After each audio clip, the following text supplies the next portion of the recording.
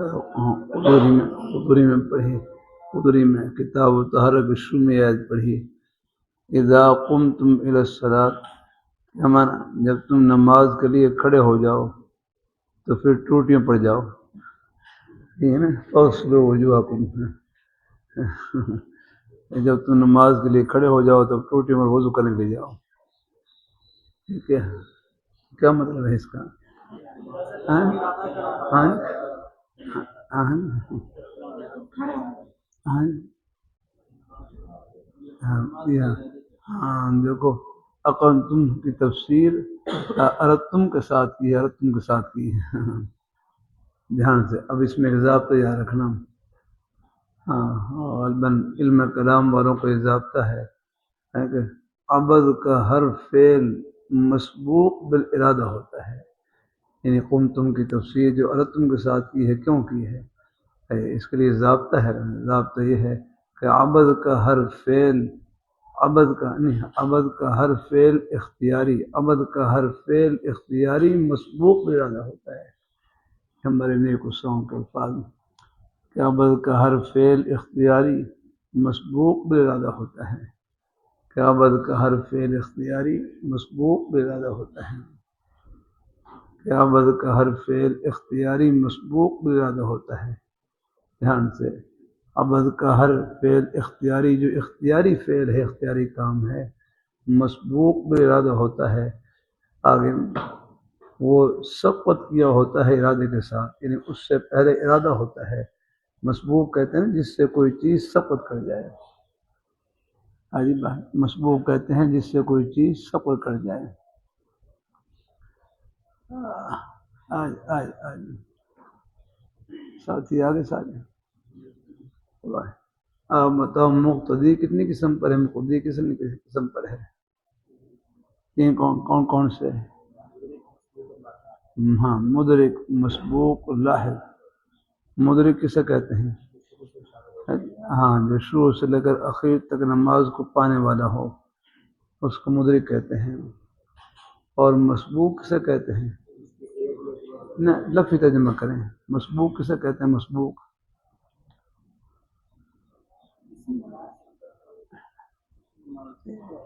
یعنی مسبوق کا لفظی ترجمہ ہے جس سے کوئی چیز سبقت کر جائے، آگے نکل جائے۔ آجاؤ آجاؤ آجاؤ آجاؤ، جزاک اللہ۔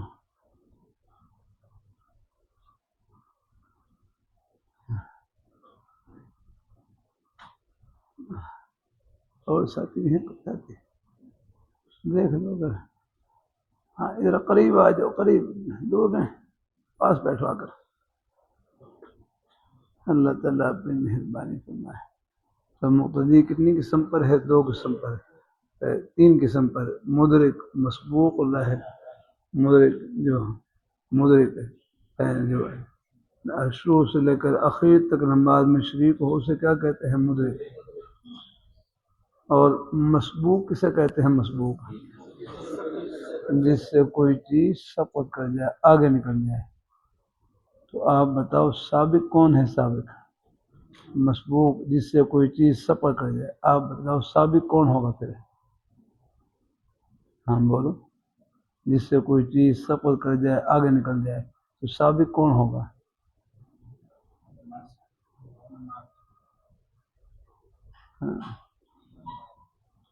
ہاں سابق کون ہوگا؟ امام آگے نکل جائے میں خیال۔ ہاں دھیان سے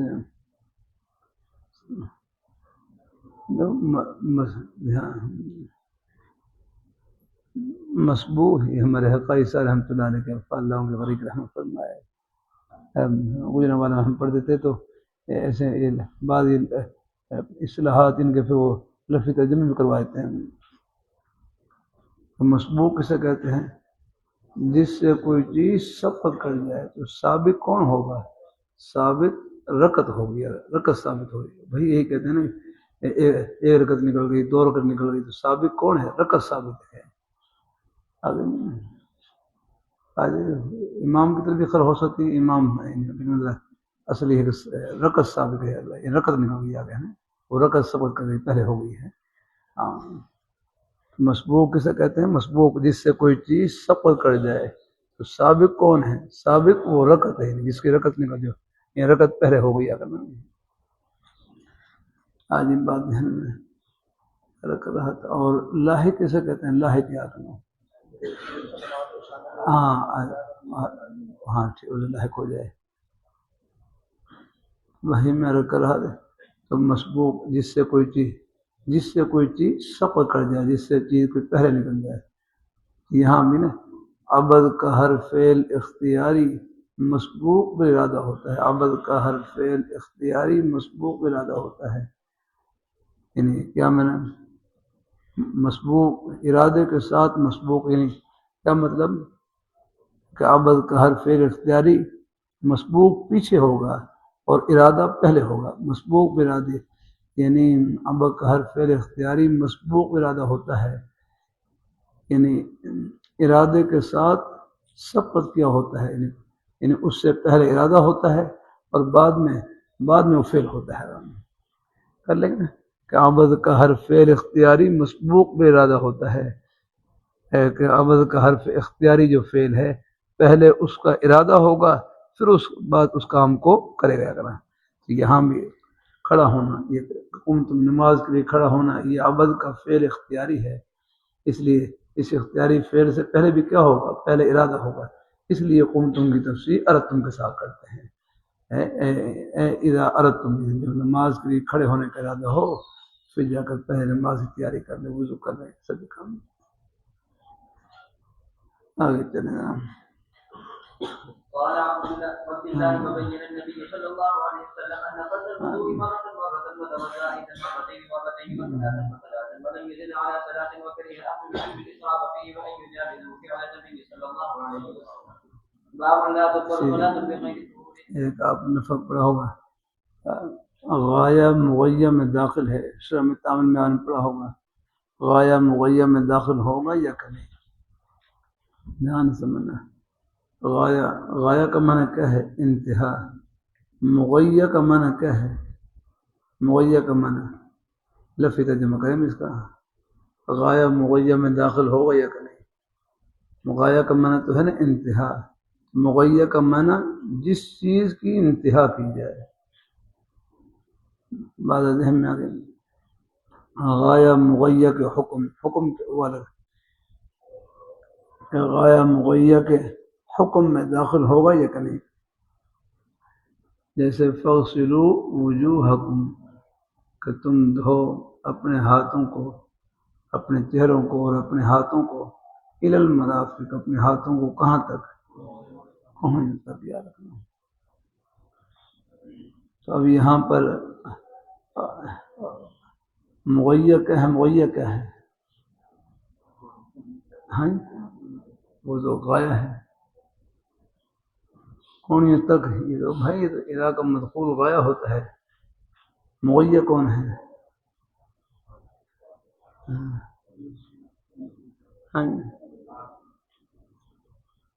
ہاں دیکھو، ہاں ید یہ جو ہاتھ ہے نا، ید فاغسلوا وجوہکم وایدیکم الی المرافق تم دھو اپنے چہروں کو اور اپنے ہاتھوں کو، الی المرافق اپنے ہاتھوں کو کہاں تک؟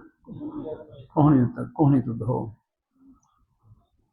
اب یہاں پر غایہ کون ہے؟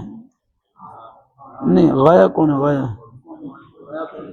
المرافق یہ غایہ ہے، اور مغیہ کون ہے؟ مغیہ یہ ید ہے، ید یہ مغیہ ہے۔ اور اس مغیہ ید کا حکم کیا ہے؟ اس ید کا حکم کیا ہے؟ اس ید کا پورے ید کا حکم کیا ہے؟ دھونا، غسل دھونا، یہ حکم ہے یاد رہنا ہے۔ ہاں مغیہ کہتے ہیں جس چیز کی انتہا کی جائے، یعنی غایہ مغیہ میں داخل ہوگا، یعنی غایہ مغیہ کے حکم میں داخل۔ تین چیزیں ہیں یہاں پر، یہ مرافق کوہنی، یہ کیا ہے؟ الہ کا جو مدخول ہے وہ غایہ ہوگا اور وہ انتہا ہوگی یاد رہنا، اور الہ کا ما قبل یاد رکھنا۔ اب یہاں پر ید ہے، یہ کیا بن رہا ہے؟ یہ مغیہ ہے جس چیز کی انتہا کی جا رہی ہے، اور اس کا حکم کیا ہے؟ غسل دھونا، یہ حکم ہے۔ اب آیا غایا مغیہ کے حکم میں داخل ہوگا یا کہ نہیں؟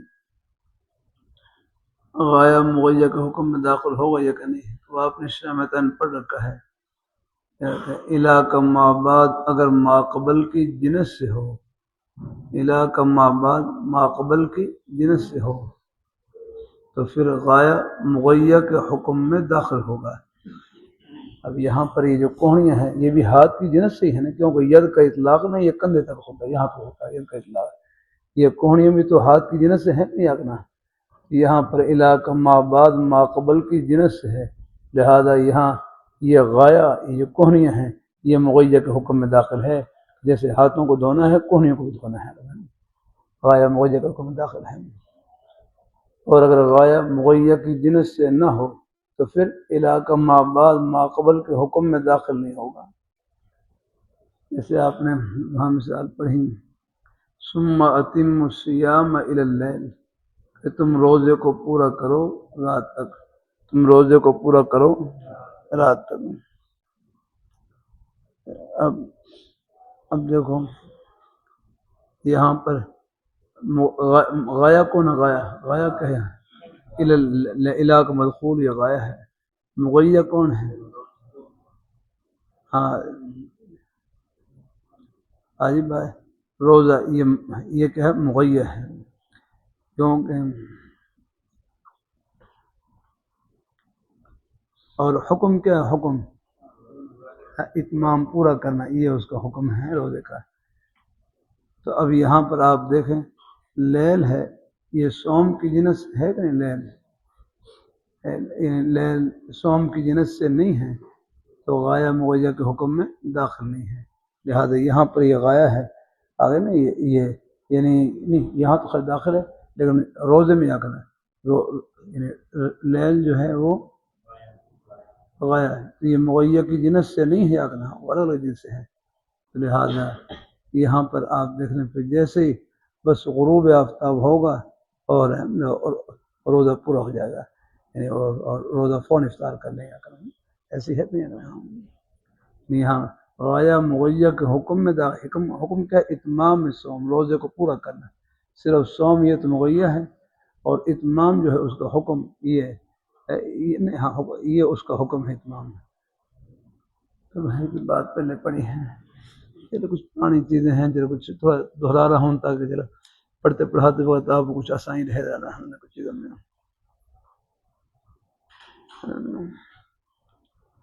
ذہن میں آگے بات ہے۔ ہاں اللہ تعالیٰ قبول فرمائے۔ اب آگے پڑھ لیں، یہاں بھی ابد کا ہر فعل اختیاری مسبوق بے ارادہ ہوتا ہے، کہ پہلے اس کا ارادہ ہوتا ہے اور پھر اس کام کو کیا جاتا ہے، اس لیے ہم نے یہاں پر امتوں کی تفسیر ارتم کے ساتھ کی ہے۔ آگے چلیں۔ باب لا تقبل صلاة بغير طهور، وبه قال حدثنا اسحاق بن ابراهيم الحنظلي قال اخبرنا عبد الرزاق قال اخبرنا معمر عن حماد بن منبه انه سمع ابا هريره رضي الله عنه يقول قال رسول الله صلى الله عليه وسلم لا تقبل صلاة من احدث حتى يتوضا. قال رجل من حضرموت من حدث يا ابا هريره قال فساء او زرافا. باب فضل الوضوء والغر المحجلون من آثار الوضوء. وبه قال حدثنا يحيى بن بكير قال حدثنا الليث عن خالد عن سعيد بن ابي هلال عن نعيم بن مجمل قال لقيت مع ابي هريره على ظهر المسجد فتوضا فقال اني سمعت رسول الله صلى الله عليه وسلم يقول ان امتي يدعون يوم القيامه غرا محجلين من آثار الوضوء فمن استطاع منكم ان يطيل غرته فليفعل. باب لا يتوضا من الشك حتى يستيقن. وبه قال حدثنا علي قال حدثنا سفيان قال حدثنا زهري عن سعيد بن المسيب وعن عباد بن تميم عن عمه رضي الله عنه انه شكا الى رسول الله صلى الله عليه وسلم الرجل الذي يخيل اليه انه يجد شيئا في الصلاه فقال لا ينتبه او لا ينصرف حتى يسمع صوتا او يجد ريحا. باب تخفيف في الوضوء.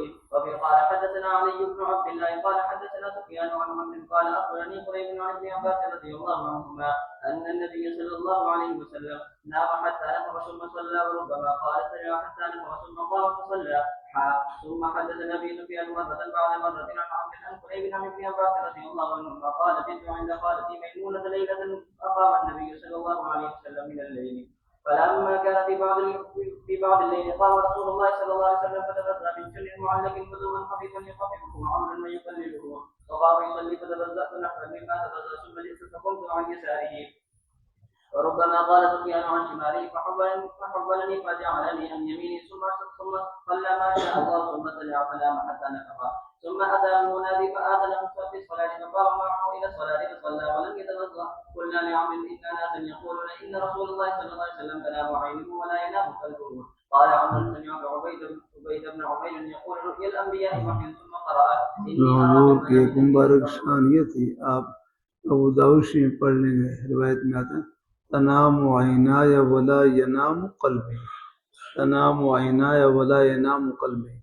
میری آنکھیں سوتی ہیں اور دل بیدار رہتا ہے، میری آنکھیں سوتی ہیں اور دل بیدار رہتا ہے۔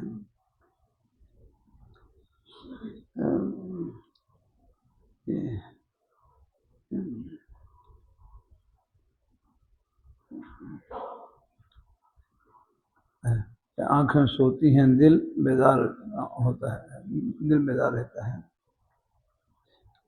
اس لیے نبی پاک صلی اللہ علیہ وسلم کی نیند وہ ناقض للوضو نہیں ہے، اس سے وضو نہیں ٹوٹتا ہے، کیونکہ آپ کا قلب اطہر بیدار رہتا تھا، آنکھیں سو رہی ہیں لیکن قلب اطہر بیدار، اس لیے آپ کو حدث بلا علم لاحق نہیں ہوتی تھی، حدث بلا علم لاحق نہیں ہوتی ہے، اس لیے کہ آپ کو حدث بلا علم لاحق نہیں، اگر حدث لاحق ہوتی، آپ کو وضو کو توڑنے والی چیز لاحق ہوتی تو فوراً اس کا علم ہو جاتا، کیونکہ آپ کا قلب اطہر بیدار رہتا ہے، اس لیے آپ کی نیند مبارک وہ ناقل وضو نہیں ہے، کیونکہ آپ کو حدث بلا علم لاحق نہیں ہوتی تھی، اگر لاحق ہوتی تو اس کا آپ کو علم ہو جاتا ہے اور دل بیدار رہنے کی وجہ سے، اس لیے آپ کی نیند وہ ناقل وضو نہیں ہے۔ پھر دیکھیں ہم جب آرام کرتے ہیں تو ہماری تو آنکھیں بھی سو رہی ہوتی ہیں، دل بھی سو رہا ہوتا ہے، ہم آپ کی اس مبارک یعنی آپ کی اس مبارک یعنی آپ کی نیند مبارک کی اس مبارک حالت کا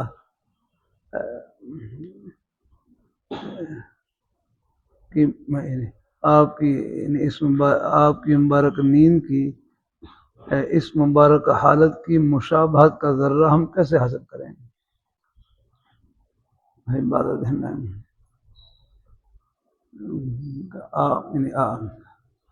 آپ کی آنکھیں سوتی اور دل بیدار رہتا ہے، ہماری تو آنکھیں بھی سوتی ہیں اور دل بھی سوتا ہے، تو ہم آپ کی اس مبارک حالت کی شباہت کا ذرہ کیسے حاصل کریں گے؟ میرے حضرت جامع شفیع کے شیخ الحدیث رسول صلی اللہ علیہ وسلم فرمانے لگے آپ کی اس مبارک حالت کی شباہت کا ذرہ حاصل کرنے کا طریقہ یہی ہے کہ سونے سے پہلے عبادت کی تیاری کی نیت کر لیں، سونے سے پہلے عبادت کی تیاری کی نیت کر لیں کہ میں آرام اس لیے کر رہا ہوں، جسم سے تھکاوٹ دور ہوگی، صبح اٹھوں گا، نماز کا وقت ہوگا، سب سے پہلے اللہ تعالیٰ کے سامنے سر بسجود ہوں گا اور پھر اپنے ضرورت کے جائز کام کروں گا، اس نیت سے آرام کرنا، اس نیت سے جب آپ آرام کریں گے اب آپ کی بھی نیند میں حالت یہی ہوگی کہ آنکھیں سو رہی ہیں اور دل بیدار الحمدللہ ہے۔ ہاں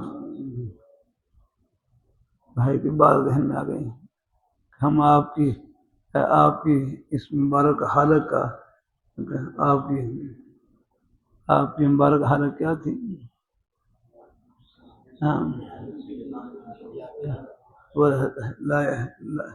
تنام عینایا ولا ینام قلبی، میری آنکھیں سوتی ہیں اور میرا دل بیدار رہتا ہے، آپ کی اس مبارک حالت کی وجہ سے۔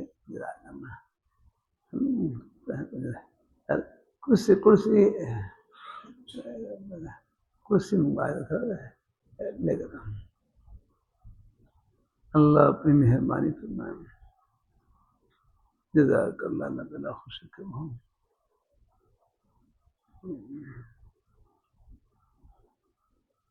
دیکھو حضور صلی اللہ علیہ وسلم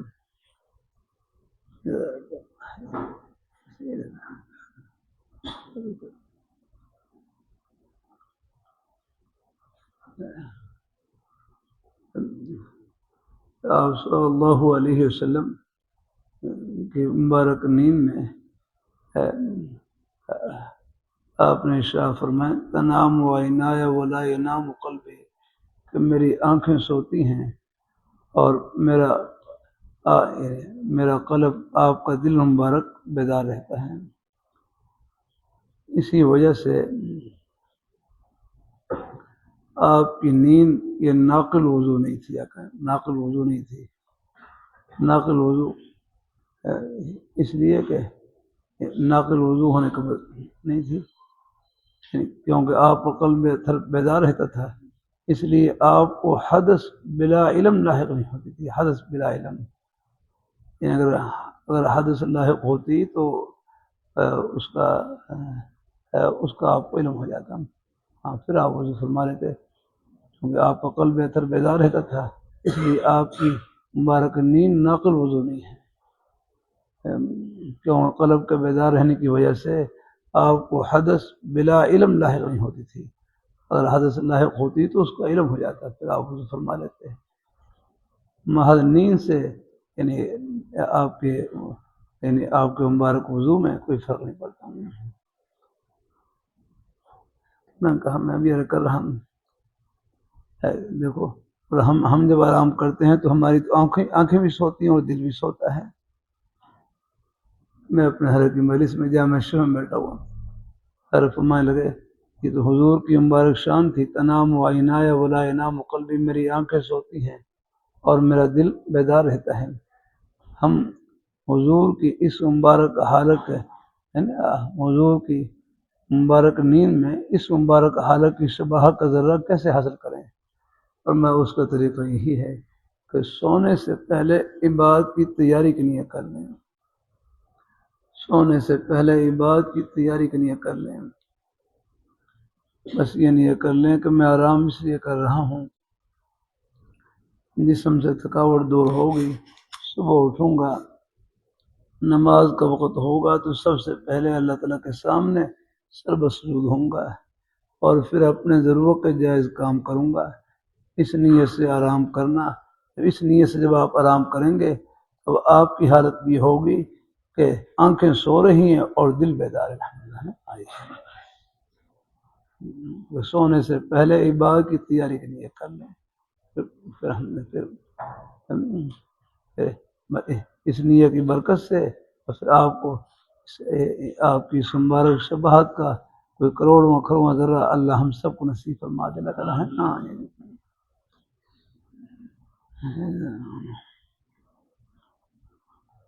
آگے پڑھیں گے ان اللہ رسول اللہ صلی اللہ علیہ وسلم۔ وقد قال ابن عمر رضي الله عنهما اسباق الوضوء القاء. وبه قال حدثنا عبد الله بن مسلمة عن مالك انه سمع عقبة عن كريب مولى بن عباس عن اسامة بن زيد رضي الله عنهما انه سمعه يقول دفع رسول الله صلى الله عليه وسلم من عرفة حتى اذا كان بالشعب نزل فبال ثم توضا ولم يسبغ الوضوء فقلت الصلاة يا رسول الله، فقال الصلاة امامك فركب فلما جاء مزدلفة نزل فتوضا فاسبغ الوضوء ثم اقيمت الصلاة فصلى المغرب ثم أنام كل إنسان بعيره في منزله ثم أقيمت العشاء فصلى ولم يصلي بينهما. باب غسل الوجه باليدين من غرفة واحدة. وبه قال حدثنا محمد بن عبد الرحيم قال أخبرنا أبو سلمة الخزاعي منصور بن سلمة قال أخبرنا ابن بلال يعني سليمان عن زيد بن أسلم عن عطاء بن يسار عن ابن عباس رضي الله عنهما أنه توضأ فغسل وجهه أخذ غرفة من ماء فتمزمز فيها مستنشقا ثم أخذ غرفة من ماء فجعل بها هكذا أضافها إلى يده الأخرى فغسل بها وجهه ثم أخذ غرفة من ماء فغسل بها يده اليمنى ثم أخذ غرفة من ماء فغسل بها يده اليسرى ثم مسح برأسه ثم أخذ غرفة من ماء فرش على يده اليمنى حتى غسلها ثم أخذ غرفة أخرى فغسل بها يعني رجله اليسرى ثم قال هكذا رأيت رسول الله صلى الله عليه وسلم يتغسل. باب التسمية على كل حال وعند اللقاء. وبه قال حدثنا علي بن عبد الله قال حدثنا جرير عن منصور عن سالم بن ابي الجعد عن كريم بن عن ابن عباس رضي الله عنهما يبلغ به النبي صلى الله عليه وسلم قال لو ان احدكم اذا اتى اهله قال بسم الله اللهم جنبني الشيطان وجنب الشيطان ما رزقنا فقضي بينهما ولد لم يزر. اپنی اہلیہ کے پاس جانے سے پہلے یہ دعا پڑھ لے، ان سے ملاقات سے پہلے یہ دعا پڑھ لے، بسم اللہ اللہم جنبنی الشیطان وجنب الشیطان ما رزقنا. اگر اس ملاقات میں کوئی اللہ اولاد مقدر فرما دیں تو پھر شیطان اس کو کوئی نقصان نہیں دے گا، الحمدللہ، وہ شیطان کے اثر سے محفوظ رہے گا. اور بسم اللہ اللہم جنبنا الشیطان وجنب الشیطان ما رزقنا. آگے چلیں. باب ما يقول عند الخلاء. وفيه قال حدثنا آدم قال حدثنا شعبة عن عبد العزيز بن سعيد قال سمعت أنس يقول كان النبي صلى الله عليه وسلم إذا دخل الخلاء قال اللهم إني أعوذ بك من الخبث والخبائث. تابعه اللهم إني أعوذ بك من الخبث والخبائث. اگر باپ پر ضمہ پڑھیں گے تو خبث سے مراد مذکر شریر جنات، خبث سے مراد مذکر شریر جنات، خبائث سے مراد مؤنث شریر جنات، مؤنث ہیں جنی. اگر باپ پر فتح ضمہ پڑھیں گے تو خبث سے مراد مذکر جنی شریر جنات، اور خبائث سے مراد مؤنث شریر جنات. اور اگر باپ پر سکون پڑھیں گے میاں اللہم انی اعوذ بک من الخبث والخبائث، تو پھر اللہم انی اعوذ بک من الخبث، تو پھر خبث سے مراد برے افعال.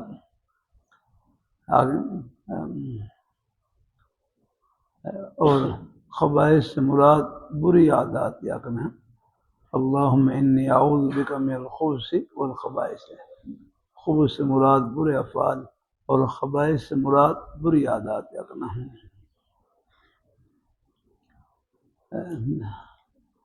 ہمارے بزرگوں کی اپنی اپنی مبارک شان ہے.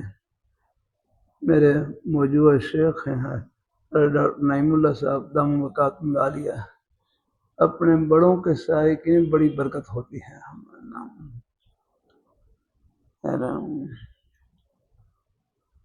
میرے حضرت جامع شفیع کے شیخ الحدیث رسول صاحب رحمۃ اللہ علیہ تقریباً کوئی 31-32 سال تک اپنے حضرت سے اصلاحی تعلق رہا ہے. اب بھی کوئی دعویٰ نہیں ہے. اب بھی آپ حضرات کے ہمارے بھی اکابر رب مولانا خلیل صاحب مکاتم عالیہ آپ حضروں قدم کی گرد میں نہیں ہے. اللہ وجود سے بچائے، فخر سے بچائے.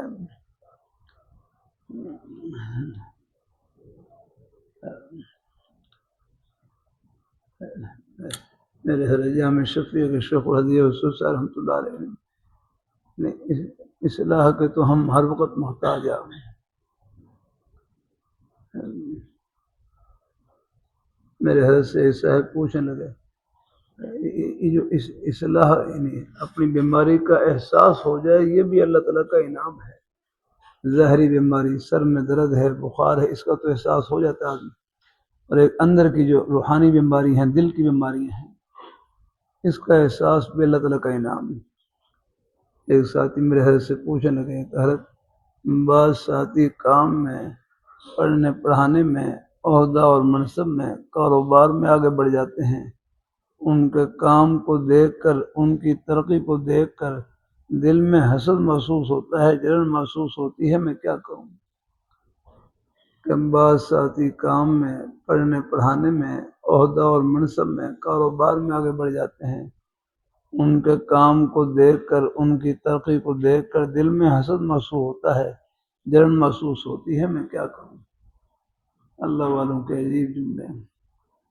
فرمانے لگے حسد کی بیماری کا علاج یہ ہے، جلنے کی بیماری کا علاج یہ ہے کہ جن کے بارے میں حسد محسوس ہو، جلن محسوس ہو، نام لے کر ان کے حق میں دعائے خیر کریں کہ یا اللہ ان کے کام میں، ان کے پڑھنے پڑھانے میں، ان کے عہدہ اور منصب میں، ان کے کاروبار میں اور برکات عطا فرما. اگر آپ کی دعا ان کے حق میں قبول ہو گئی، کام وہ کرے گا، ثواب آپ کو ملے گا. یعنی کتنا بہترین نسخہ بتلا دیا. فرش پر ان کی دکان چل رہی، عرش پر آپ کی دکان بڑھ رہی. اللہ تعالیٰ اپنی مہربانی فرمائے.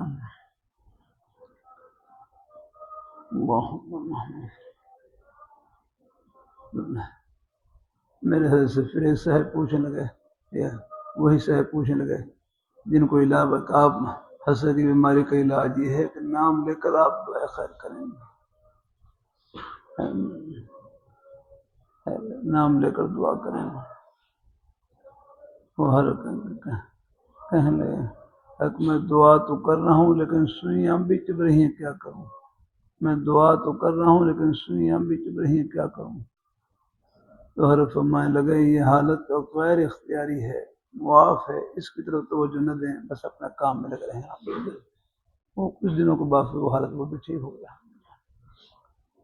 چلو اذان کا اکٹھا جواب دے لیتے ہیں. چلو ویسے گنجائش بھی ہے، اگر دینی بات جاری ہو تو اس کو جاری رکھنے کی گنجائش.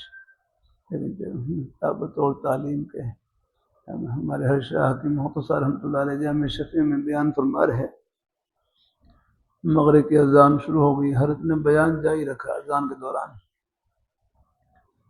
اور پھر جب بیان ختم ہوا تو پھر فرمایا کہ اب آپ اکٹھا جواب دے رہے ہو.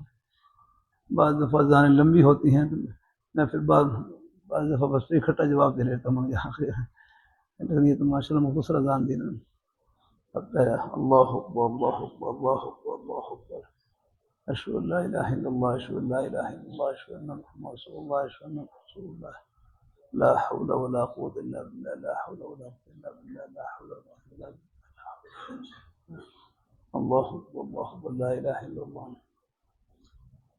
اب ذرا مختصر درود شریف پڑھ لیں یہ نماز بڑا. اللہم صلی علی محمد وعلی آل محمد وبارک وسلم. اور اب دعا پڑھ لیں. اللہم رب هذه الدعوة التامة والصلاة القائمة وآت محمد الوسيلة الفضيلة وابعثه مقام محمود الذي وعدته إنك لا تخلف الميعاد. پھر ابو داؤد شریف میں روایت گزری لا يرد الدعاء بین الاذان والاقامہ، کہ اذان اور اقامہ کے درمیان دعا رد نہیں کی جاتی. اذان اور اقامہ کے درمیان دعا رد نہیں کی جاتی. مطلب یہ ہے کہ اذان اور اقامہ کے درمیان کا جو وقت ہے یہ بھی دعا کی قبولیت کا وقت ہوتا ہے. اس موقع پر بھی اپنے لیے، گھر والوں کے لیے، بچوں کے لیے، والدین کے لیے، پوری امت مسلمہ کے لیے، دنیا آخرت کی بھلائی کی جو بھی دعا کریں گے انشاءاللہ قبول الحمدللہ. دیکھو ابو داؤد شریف میں حدیث گزری ان ربکم حی کریم یستحی من عبده اذا رفع یدیہ الیہ ان یردہما صفرا. ان ربکم حی کریم، کہ بے شک رب تعالیٰ بڑے کریم مہربان ہیں، حیادار ہیں، لحاظ رکھنے والے ہیں. اذا رفع یدیہ الیہ ان یردہما صفرا یستحی من عبدہ اذا رفع یدیہ، کہ رب تعالیٰ کو اپنے بندے سے حیا آتی ہے کہ وہ ان کی بارگاہ میں جھولی پھیلائے، ہاتھ اٹھائے اور پھر ان کی جھولی کو خالی لوٹائے. اللہ تعالیٰ کو اس سے حیا آتی ہے جو ان کی شان. اس مبارک حدیث کی روشنی میں رکھی جاتا ہے ان کی بارگاہ میں جھولی پھیلانا، یہی جھولی کو بھرنا ہے. یہ خالی نہیں جائے گی اگلا. باقی اللہ تعالیٰ کے نوازنے کے اپنے انداز ہیں. ترمذی شریف میں ایک عنوان ہے، آگے آپ پڑھ لیں گے، باب ما جاء ان دعوت المسلم مستجابۃ. باب ما جاء ان دعوت المسلم مستجابۃ، بے شک ہر مسلمان کی دعا قبول ہوتی ہے. وہاں پھر دعا کی قبولیت پر کئی مطلب لکھتے ہیں. دعا کی قبولیت کے مطلب پر کئی حدیثیں ہوتی ہیں. ایک مطلب یہ ہے جو مانگے وہی مل جائے، یہ بھی دعا. بیٹا مانگا بیٹا مل گیا، بیٹی مانگی بیٹی مل گئی، کوئی اور پریشانی کے دور ہونے کی دعا کی اللہ تعالیٰ نے وہ دعا فرما دی. دعا کی قبولیت کا ایک مطلب یہ بھی ہے. اور ایک یہ بھی ہے جو یہ میرے حضرت نے بیان فرمایا جو مانگے وہ نہ ملے اللہ اس سے بہتر عطا فرما دیں۔ جیسے اللہ تعالیٰ سے دعا کی یا اللہ مجھے 2 روٹی مل جائے، اللہ نے 2 رکعت نماز نفل پڑھنے کی توفیق عطا فرما دی، یہ 2 روٹیوں سے بڑھ کر الحمدللہ اور نہیں کی تو نہیں۔ اور کبھی یہ ہے کہ دعا کی برکت سے آئندہ آنے والی جو کوئی پریشانی ہے اللہ اس کو ٹال دیتے ہیں نا، دعا کی برکت سے نا کوئی حادثہ پیش آنے والا تھا، کوئی مصیبت کوئی تکلیف لاحق ہونے والی تھی، دعا کی برکت سے اللہ اس مصیبت کو ٹال دیتے ہیں اور دور کر دیتے ہیں۔ کبھی دعا کفارہ سیئات بن جاتی ہے، گناہوں سے پاک اور صاف ہونے کے لیے بن جاتی ہے۔ اگر ان میں سے بظاہر کوئی مطلب نہ پایا جائے تو پھر ہر دعا وہ آخر کا ذخیرہ بن جاتی ہے۔ بہرحال یہ جھولی ہے نہیں، یہ خالی نہیں جاتی ہے۔ ہاں کبھی ترمذی میں حدیث ہے ادعوا اللہ وانتم موقنون بالاجابہ، تم اللہ تعالیٰ سے دعا کرو اس یقین سے کہ میری دعا قبول ہو گئی ہے۔ ادعوا اللہ یاد کر لیں، ادعوا اللہ وانتم موقنون بالاجابہ، کہ تم اللہ تعالیٰ سے دعا کرو اس یقین سے کہ میری دعا قبول ہو گئی۔ باقی اللہ تعالیٰ کے نوازنے کے اپنے انداز ہیں، دکھا کرتے ہیں۔ آپ یہ بھی سوچیں ہم بن مانگے اللہ تعالیٰ کی نعمتوں کے سمندر میں ڈوبے ہوئے، کوئی مانگے ہم کوئی جھولی خالی جائے گی، اللہ بھر کر دیں گے۔ اللہ کے ہر امر میں خیر ہی خیر انشاءاللہ۔ بیماری ہے، تکلیف ہے، بندہ نہیں چاہتا ایک یقین دل میں بٹھا لیں، میں ہمارے بھائی عدنان ہیں، ہاں ایک یقین دل میں بٹھا لیں انشاءاللہ ہوگا۔ مسلمان کا گھاٹا نہیں ہے، یہ دل سے نکال دیں آپ کو، بس اللہ تعالیٰ کی ناراضگی والا کام نہ ہو، اللہ اس سے اللہ ہمیں محفوظ رکھے۔ ورنہ مسلمان کا گھاٹا نہیں ہے نا، مسلمان کا تو نفع ہی نفع ہے، نفع میں تو ہے ہی نفع اور نقصان میں اس سے بڑھ کر نفع ہے۔ الحمدللہ بس اللہ صبر کی توفیق، دعا کی توفیق، اپنی بارگاہ میں جھولی پرانے کی توفیق عطا فرما دیں، پھر یہ نقصان بھی پتہ نہیں آخرت کے کتنے نفع سے بھرا ہوا۔ یہ میں نہیں کہہ رہا، خود اللہ میں فرما رہے ہیں وَنَقْسِمْ مِنَ الْأَمْوَالِ وَالْأَنفُسِ وَالثَّمَرَاتِ، پوری آیت ہے وَلَنَبْلُوَنَّكُم بِشَيْءٍ مِّنَ الْخَوْفِ وَالْجُوعِ وَنَقْسٍ مِّنَ الْأَمْوَالِ وَالْأَنفُسِ وَالثَّمَرَاتِ وَبَشِّرِ الصَّابِرِينَ۔ شروع میں امتحان کا ذکر ہے، درمیان میں پرچے کا ذکر ہے اور آخر میں نتیجے کا ذکر ہے۔ آپ ایک ہی آیت اور ہمارے پرچے تو بند کاغذ میں ہوتے ہیں، پہلے امتحان گاہ میں یہاں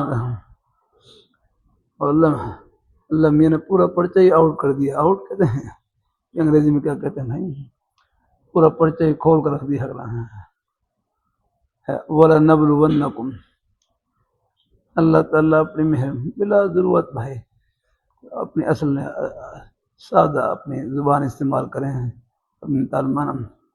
مجھے کوئی تھوڑے بہت 2-4 انگریزی کے لفظ آتے بھی ہیں لیکن پھر بھی قصر نہیں بولتا ہوں، کیونکہ میں اگر بولوں گا 2-4 لفظ اس میں ضرور کوئی عجب کا اندیشہ ہوگا یا کرنا ہمیں لوگوں کو پتہ کہ مجھے بھی کچھ آتا ہے، مجھے بھی کچھ آتا ہے۔ اللہ کے بندو، ہاں ایک یہ ہے کہ چلو بیچارے کوئی سکول کالج کے ماحول میں رہنے والے یا کوئی اپنے کاروبار کرنے والے، وہ اپنے کاروبار میں کوئی اگر وہ جو انگریزی اصطلاحات استعمال کر لیں وہ کوئی حد نہیں، وہ ان کا آپ طلباء ہیں اپنی بس الحمدللہ اپنا یعنی جہاں تک ہو سکے اپنی وہ ہے سادہ زبان جو ہے نا وہ استعمال کریں جس سے سب کو بات سمجھ میں آ جائے الحمدللہ۔ ہاں اللہ اپنی مہربانی فرمائے، اللہ تعالیٰ اپنی زبانیں جتنی بھی ہیں سب اللہ تعالیٰ کی معرفت کی نشانیاں ہیں، حتیٰ کہ انگریزی زبان ہے یہ بھی اللہ تعالیٰ، آپ انگریزی میں اللہ تعالیٰ کی تعریف کریں یہ بھی اللہ کی۔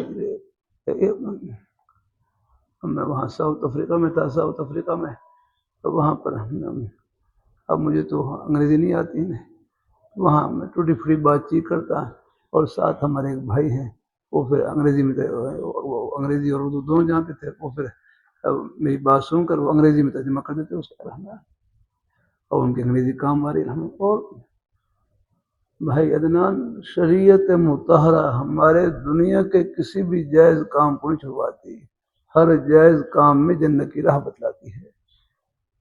وہ تو لاہوری رحمۃ اللہ علیہ کتنا پیارا جملہ فرمائے لگے، جس طرح نماز پڑھنا عبادت، روزہ رکھنا عبادت، اپنے بچوں کے لیے حق حلال کی روزی کمانا یہ بھی عبادت ہے۔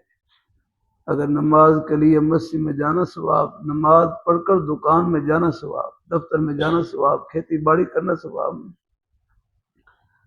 آپ روزی کما رہے ہیں، بچے پڑھ رہے ہیں، پرورش ہو رہی ہے، بڑے ہو کر جتنی نیکی کریں گے سارا ثواب آپ کے اعمال نامے میں جائے گا۔ پھر آپ کی کمائی صرف اپنے لیے نہیں ہے، آپ کی کمائی میں جہاں بچوں کی خدمت ہے، والدین کی، اقرباء رشتہ داروں کی، اور کتنے غریبوں کے لقمے آپ کی کمائی کا حصہ ہے۔ یہ مدارس میں پڑھنے والے طلباء، ان کی خدمت بھی آپ کی کمائی کا حصہ ہے۔ یہ تو ابھی پڑھنے میں لگے ہوئے ہیں لگا ہے، حالانکہ یہ کاروبار کا اور اپنی اور مصروفیات کا وقت، اور ہمارے کتنے بھائی لگے ہوئے ہیں، اور ان کے لیے آپ کما رہے ہیں، آپ کی کمائی میں ان کا بھی حصہ ہے۔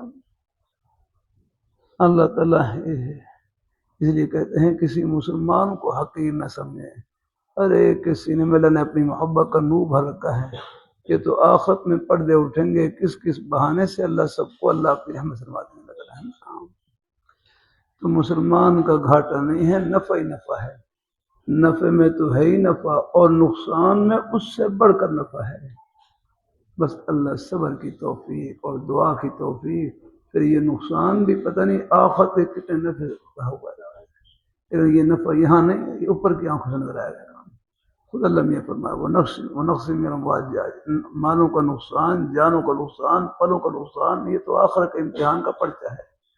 کامیاب کون ہوگا؟ وہ بشر الصابرین، جو صبر کرنے والے ہیں ان کو جنت کی ٹھنڈی ہوائیں خوشخبری سنائے گا۔ پھر آپ معاشرے میں جائیں گے، وہاں پریشان حال لوگ آئیں گے ہر قسم کے۔ مجھے تقریباً اللہ ماشاءاللہ کوئی دن گزرتا ہر روز واسطہ پڑتا ہے بیچارے اپنے کاروباری پریشانیوں اور پریشانیوں کا ذکر۔ تو بھائی تسلی جو ہے وہ آخر کی باتوں سے ملتی ہے۔ پھر کوشش کر کے ان نورانی فرامین کے ذریعے کوشش کرتا ہوں کہ دل کو تسلی دوں اور مرہم لگاؤں، تسلی ان آخر کی باتوں سے۔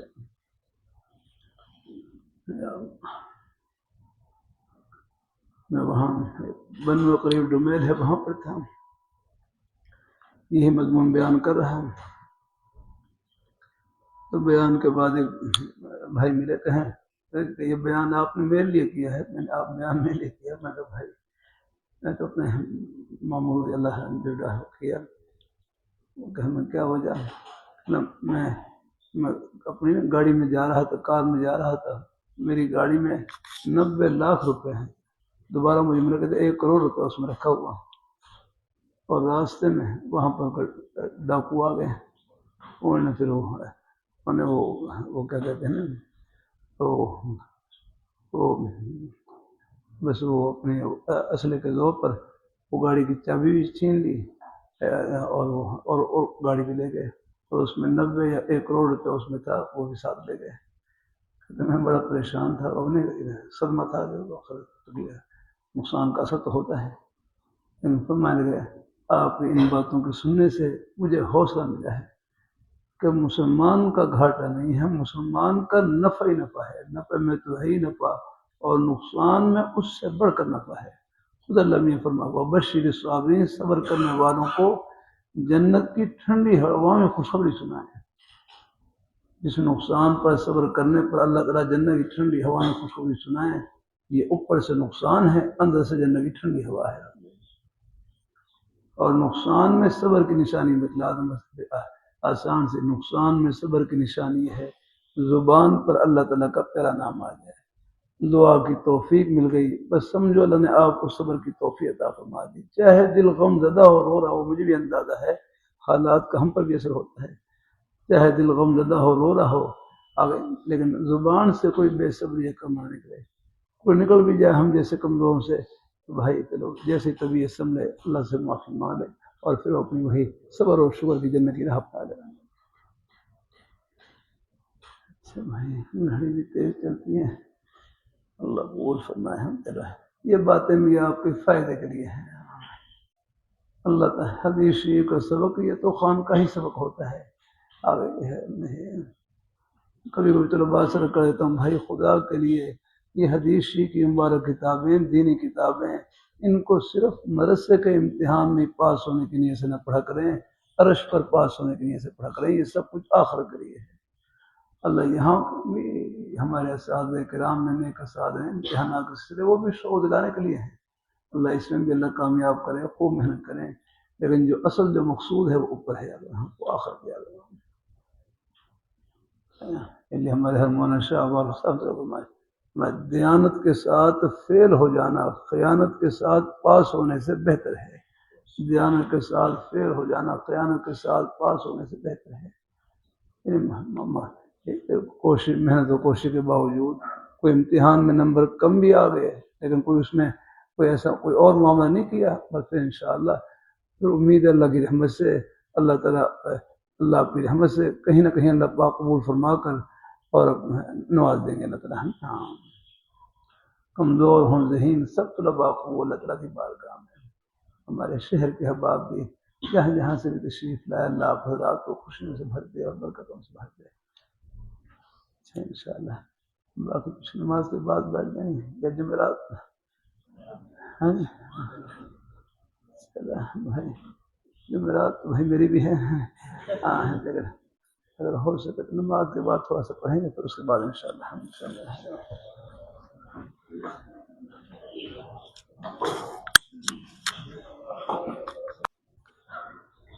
ہر مفتی محمد حسن صاحب رحمۃ اللہ علیہ ان کے بارے میں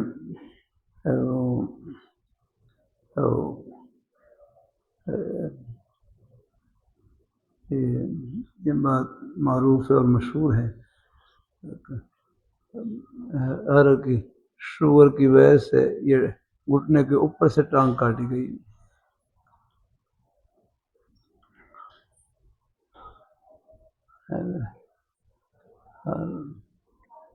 بس یہ انہیں کا ہی مقام تھا. یہ ٹانگ کتنا سخت یہ آپریشن ہے, پوری ٹانگ کاٹی. لیکن ہر نے فرمایا کہ آپ نے مجھے بے ہوش نہیں کرنا ہے, آپ نے بے ہوش نہیں کرنا ہے, بے ہوش نہیں کرنا ہے.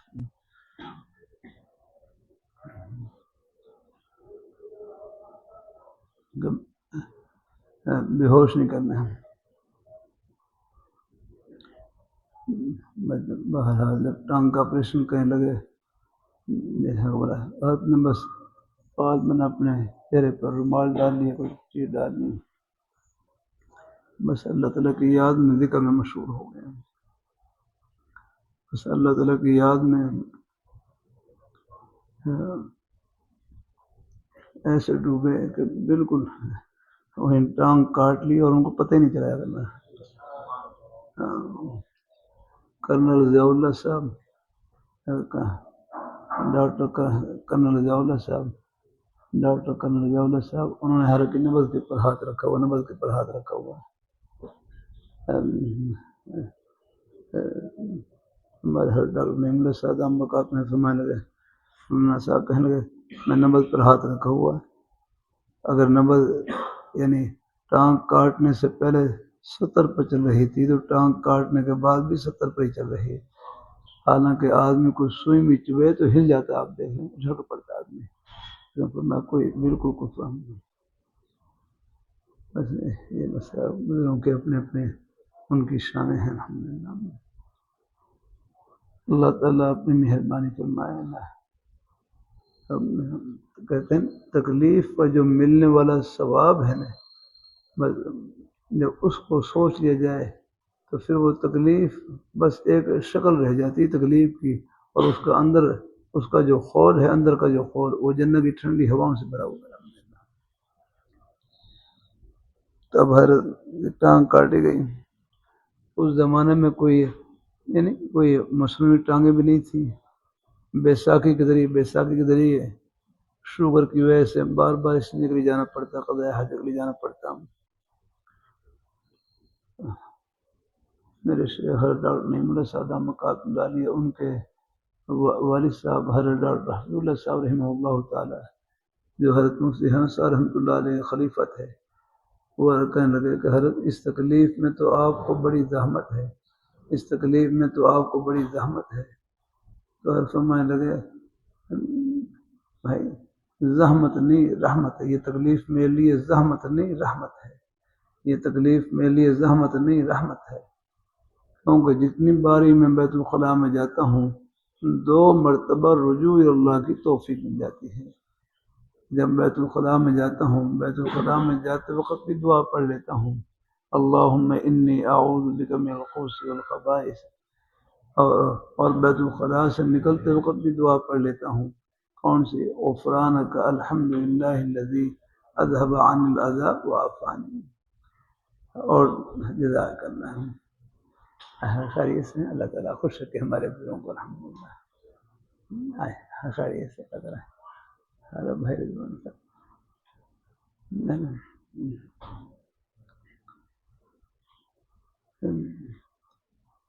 میرا کر رہا ہے جامع شفیع کے بانی ہر مفتی محمد حسن صاحب رحمۃ اللہ علیہ، ان کے بارے میں معروف ہے یہ واقعہ کہ شوگر کی وجہ سے ان کی ٹانگ، گھٹنے کے اوپر سے ان کی ٹانگ کاٹی گئی، غالباً وہ اچرے قبرستان میں دفن ہے، اور ٹانگ کو یہ اچرے قبرستان میں پھر ان کو دفن کیا گیا۔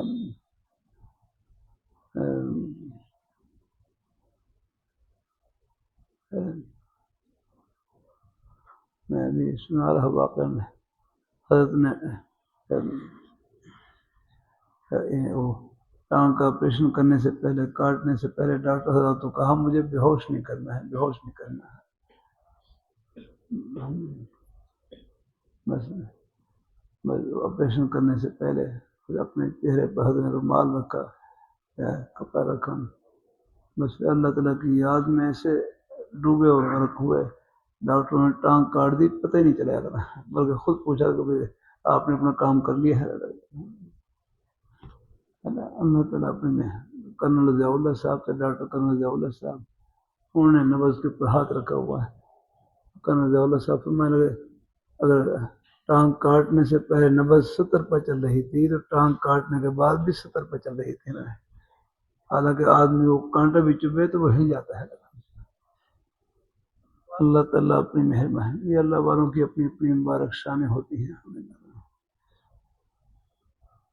پھر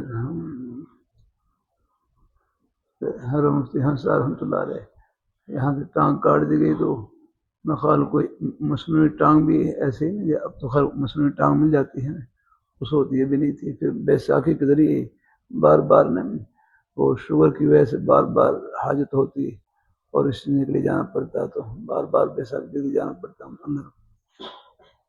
دیکھو یہ ہے اللہ والوں کی نظریں۔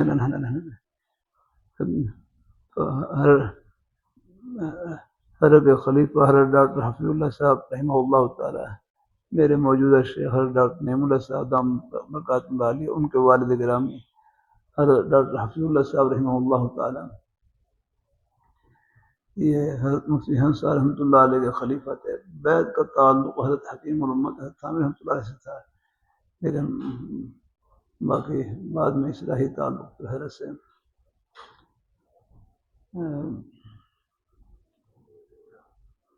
حضرت ڈاکٹر حفیظ اللہ صاحب رحمہ اللہ تعالیٰ پاس موجود،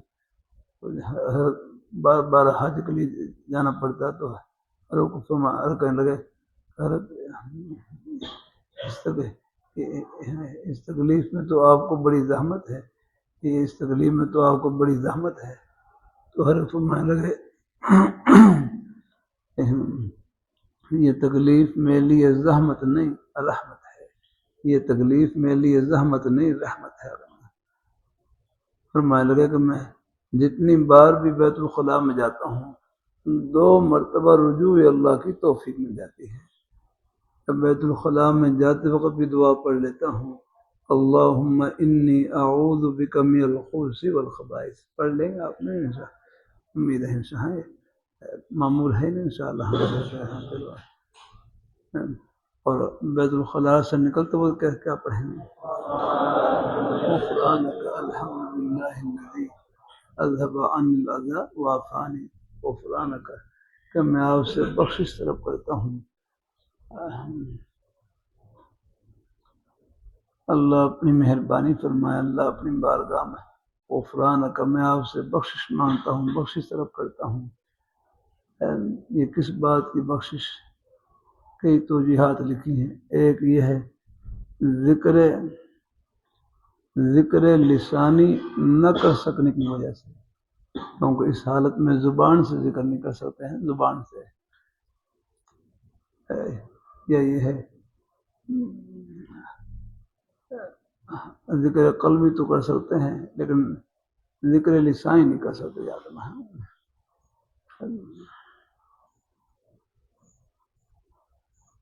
اللہ تعالیٰ اپنی مہربانی فرمائے، اللہ اپنی بارگاہ میں قبول فرمائے۔ میں بخشش طلب کرتا ہوں، الحمدللہ الذی اذهب عن الاذى وعافانی۔ اب تمام تعریفیں اللہ ہی کے لیے ہیں، الذی اذهب عن الاذى، کہ جس نے عن الاذى وعافانی، جس نے میرے بدن سے ایک تکلیف والی چیز کو دور کیا اور مجھے عافیت عطا فرمائی۔ اب آپ دیکھ رہے ہیں بول و براز کا تقاضا ہو آگے نہیں، اور پھر قضائے حاجت کی جگہ نہ ملے، کتنی مشکل پیش آتی ہے۔ اللہ تعالیٰ اپنی مہربانی فرمائے، اللہ تعالیٰ اپنی مہربانی فرمائے، اللہ تعالیٰ لہٰذا رحمۃ اللہ علیہ فرمائے لگے جس طرح بزرگوں کے اپنے اپنے انداز تو ہے، جس طرح نفل پڑھنا ثواب ہے، اسی طرح قضا پہلے نہیں مٹی کے ڈھیلے ہوتے تھے، پہلے یہ بیت الخلاء ہوتے ان میں مٹی کے ڈھیلے بھی ہوتے تھے، اور ورنہ پھر باہر جا کر استنجا کرتے اس میں مٹی کے ڈھیلے استعمال کرتے ہیں۔ اب تو خیر یہاں پر آ گئے۔ مجھے یاد ہے سن 76-77 سے لے کر میں سن 80-81 تک تقریباً نارا منڈی میں رہا، قرآن پاک حفظ کیا۔ وہاں پر نے یہ بیت الخلاء یہ نہیں تھے، یہ جو فرش والا یہ بنے ہیں یہ نہیں، یعنی وہاں مدرسے میں کوئی تھا ہی نہیں، بس وہ ایک استنجا کرنے یعنی چھوٹے استنجا کے لیے کچھ وہ بیت الخلاء تھے، لیکن بڑے حاجت کے لیے نہیں۔ تو پھر بڑی حاجت کے لیے پھر باہر جانا پڑتا تھا، کھیتوں میں فصلوں میں جا کر کہیں پردے کی جگہ ہوتی، پھر وہاں جا کر اپنی ضرورت پوری کرنی ہوتی ہے۔ 4-5 سال تک میں ایسے ہی رہا سے کروں۔ ہمارے یہاں گھروں میں بھی نہیں تھا، یہاں گاؤں میں جہاں پہلے گاؤں میں وہاں بھی ایسے ہی تھا، دور یعنی باہر کھیتوں میں جا کر وہاں پہلے ڈھیلے سے استنجا کرتے اور پھر اس کے بعد گھر میں آ کر پانی سے استنجا کر لیتے ہیں۔ اللہ تعالیٰ اپنی مہربانی فرمائے، اللہ تعالیٰ اپنی مہربانی فرمائے۔ میں کیا بات کر رہا تھا ابھی ابھی؟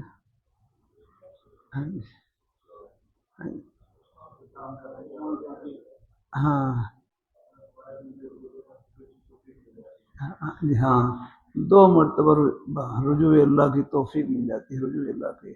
بیت الخلاء سے جاتے وقت بھی دعا پڑھ لیتا ہوں، اللہم انی اعوذ بک من الخبث والخبائث۔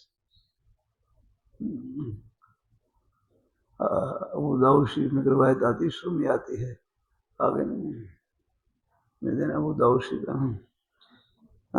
وہاں میں یہ الفاظ مختلف الفاظ ہیں، وہاں پر اللہ اپنی مہربانی فرمائے۔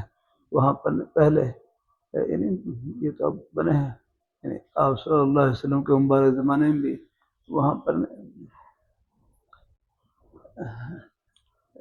یعنی کھجور کے درختوں کا جھنڈ ہوتا ہے، تو اس کے پردے میں جا کر اس کے پردے میں اس کی پردے کی آڑ میں جا کر آس پاس صحابہ کرام اپنی حاجت یہاں میں اب دیکھیں یہاں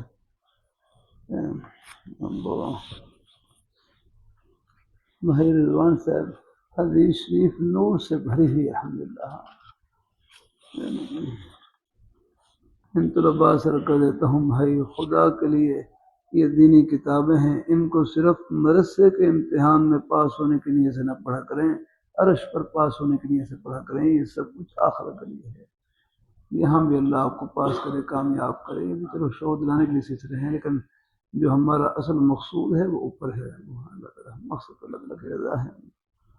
اس لیے ہمارے حضرت شاہ حکیم ہوں تو سارا حضرت مولانا شاہ حسن رحمۃ اللہ علیہ طلباء کو فرماتے دیانت کے ساتھ فیل ہو جانا خیانت کے ساتھ پاس ہونے سے بہتر ہے۔ دیانت کے ساتھ فیل ہو جانا خیانت کے ساتھ پاس ہونے سے بہتر ہے۔ یعنی محنت اور کوشش کے باوجود کوئی امتحان میں نمبر کم بھی آ گئے عرش پر نمبر طلب پر لگتے ہیں، وہ لگ گئے سب کے الحمدللہ، باقی اپنی کوششیں وہ جاری رکھیں الحمدللہ۔ ہاں یہاں پر بھی آپ دیکھ لیں، حضور صلی اللہ علیہ وسلم نے ارشاد فرمایا ان هذه الحشوش، ان هذه الحشوش، یعنی وہ کھجور کے درختوں کے جھنڈ ہوتے تھے وہاں نے، ان میں جھنڈ سے آئے تو فرمائے یہ محتضرتن، یہ شیاطین کے حاضر ہونے کی جگہ ہوتی ہے، ایسے جھنڈوں میں انہیں شیاطین بھی ان کے بھی ڈرے ہوتے ہیں۔ تو پھر آپ صلی اللہ علیہ وسلم فرمایا کہ آپ بیت الخلاء میں جانے سے پہلے یا فیضا آتا، جب تم میں سے کوئی ایک قضاء حاجت کے لیے آئے تو فلیقل اعوذ باللہ من الخبث والخبائث، مختلف الفاظ ہیں، اے اللہم انی اعوذ بک من الخبث والخبائث، یہ دعا پڑھ لیا کریں۔ اللہ اپنی ہے، اگر خبث با کے ضمے کے ساتھ ہو تو پھر کیا معنی ہوگا؟ خبث با کے، اس سے مراد مذکر شریر جنات،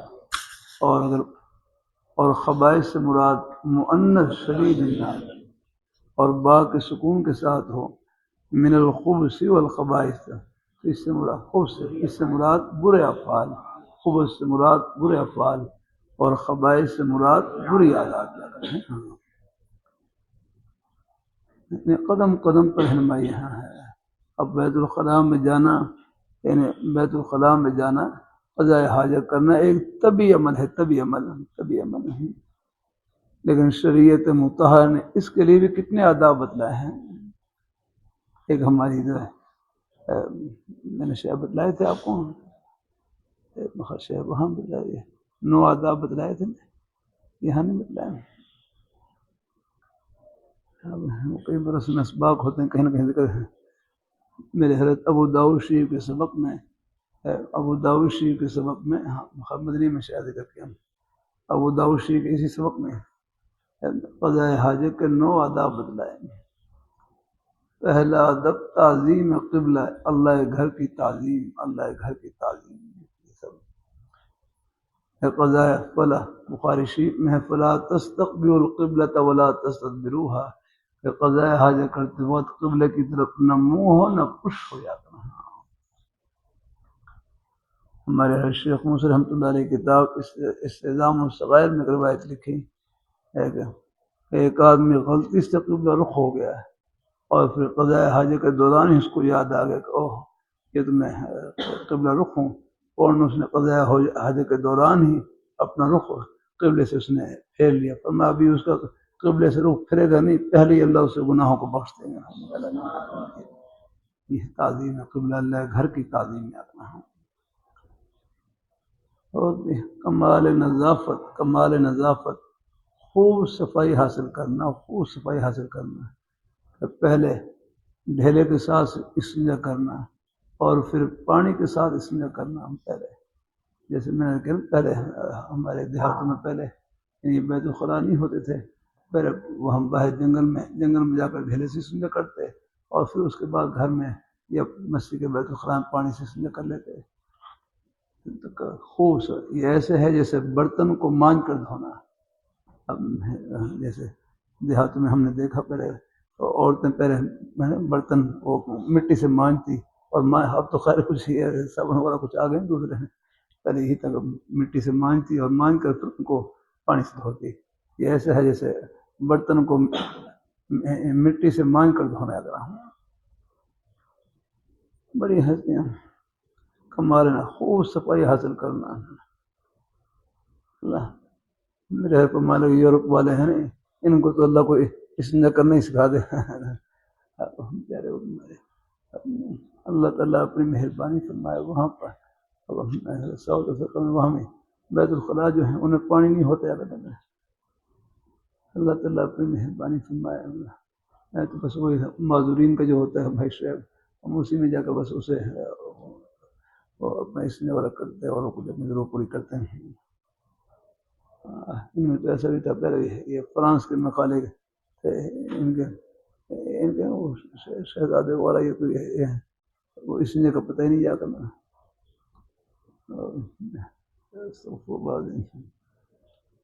اللہ تعالیٰ اپنی مہربانی فرمائے، اللہ تعالیٰ اپنی مہربانی فرمائے، اللہ تعالیٰ ہے اللہ نے ہمیں جو دین دیا ہے بڑا پیارا دین دیا ہے ہم کو، اللہ بڑا یورپ والے حضرات ہیں نا کہ اب یہ تھوڑی بہت ہے یہ طہارت یافتہ ہیں لیکن نہیں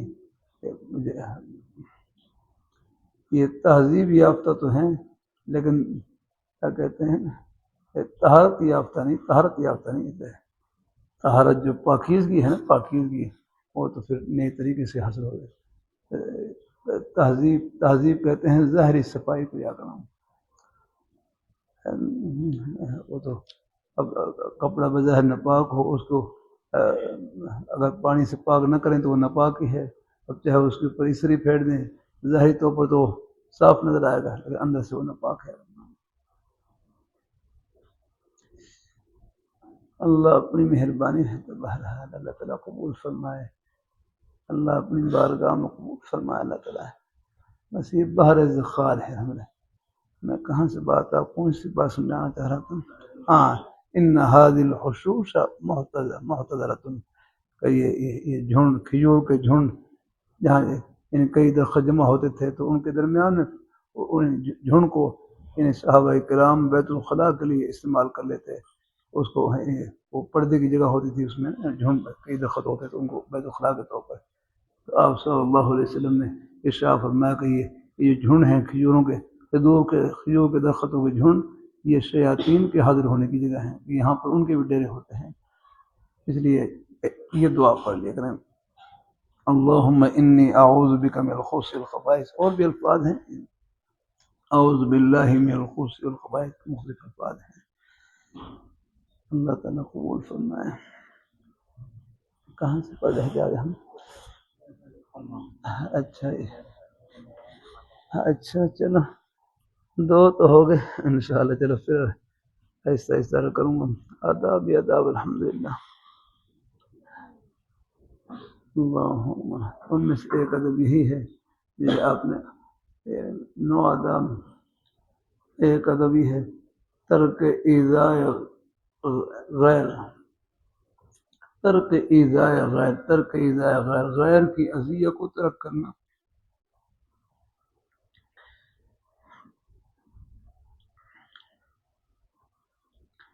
ترک ایذاء غیر، غیر کی اذیت کو ترک کرنا یعنی راستے میں پیشاب نہ کرے، راستے یہ آداب یہ حدیث میں ہے راستے میں پیشاب نہ کرے، اگر راستے سے ہٹ کر کریں، راستے سے لوگ گزر رہے ہیں وہاں پر کوئی پیشاب کرے گا دیکھنے والوں کو تکلیف ہوگی، ناگواری ہو گیا رہنا، راستے میں پیشاب نہ کریں، چوپال کوئی حال ہے کوئی لوگوں کی بیٹھنے کی جگہ وہاں پر پیشاب نہ کریں، کسی سائے دار درخت کے نیچے جس کے نیچے لوگ بیٹھتے ہیں وہاں پر پیشاب نہ کریں، سائے دار درخت کے نیچے درخت کے سائے میں پیشاب نہ کریں، یہ آداب۔ لاکھوں کروڑوں اربوں باپ مل کر اپنے بچوں کو وہ آداب نہیں سکھلا سکتے جو اللہ پاک کے پیارے حبیب صلی اللہ علیہ وسلم آپ پوری امت کے روحانی والد ہیں، جو آداب آپ سکھلا کر چلے گئے ہیں آگے کوئی اور لاکھوں کروڑوں باپ مل جائیں ان آداب کی یعنی ذرے کو نہیں پہنچ سکتے، یہ حضور نے سکھلایا ہے، آپ نے مر گئے اور پھر حضور کی زبان مبارک عرش الہی کی ترجمان اور حضور کے سینہ اطہر وہ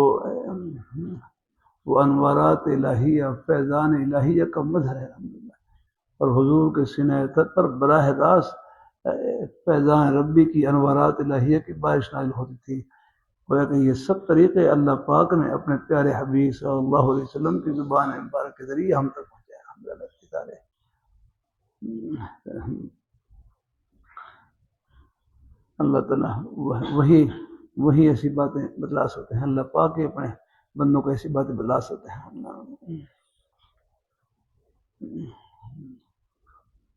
یا اللہ تو ایک ترک ایذا غیر کی اذیت کو ترک کرنا، ترک ایذاء نفس، اپنے نفس کی تکلیف کو بھی چھوڑنا، ترک کرنا پہ ہے کہ اپنے آپ کو بھی تکلیف نہ دیں، جیسے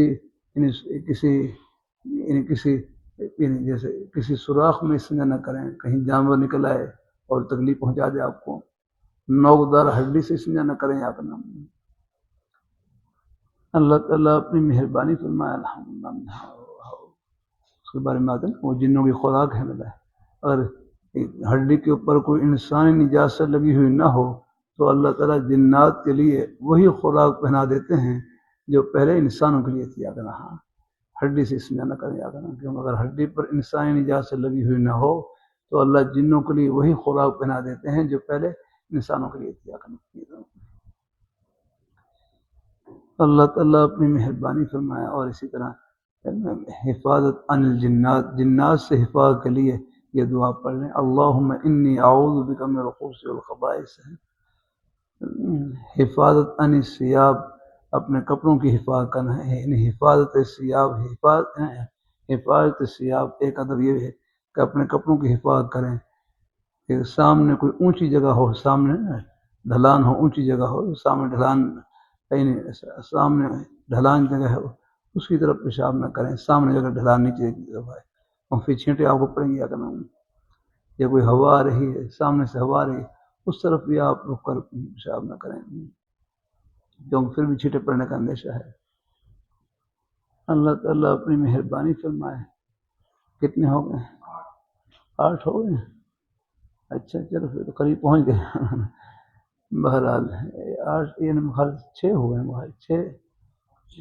6 ہو گئے۔ اللہ تعالیٰ اپنی مہربانی فرمائے۔ اللہ تعالیٰ اپنے اور ایک ہے شکر مولا۔ شکر مولا کا مطلب ایک اور ادب ہے محاسن عادات، اچھی عادت کہ جب بیت الخلاء میں داخل ہوں تو کون سا پیر داخل کریں گے؟ بایاں پیر۔ جب باہر نکلیں تو دائیں پیر۔ یہ محاسن عادات، اچھا طریقہ ہے، اچھی عادات میں سے ہے محاسن عادات کہ جب بیت الخلاء میں داخل ہوں تو بایاں پیر، باہر نکلیں تو دائیں پیر یاد آنا۔ کتنے ہو گئے؟ 7 8۔ اور شکر مولا، اللہ تعالیٰ کی اس نعمت کا شکر ادا کرنا کہ اس نے تکلیف والی چیز ہمارے بدن سے نکالی ہے، بطور شکر کا یہ دعا پڑھیں، غفرانک الحمدللہ الذی اذھب عنی الاذی وعافانی، بطور شکر یہ دعا پڑھیں۔ اور 7واں ادب 9واں ادب یہ ہے کمال تستر یا کمان کہ خوب یعنی پردہ حاصل کرنا، خوب پردہ حاصل کرنا۔ اللہ اپنی مہربانی فرمائے، اللہ اپنی مہربانی، خوب پردہ حاصل کرنا۔ بخاری شریف جلد ثانی ہے، اگر مجھے یاد دینا، بخاری شریف جلد ثانی، یعنی خوب پردہ حاصل کرنا۔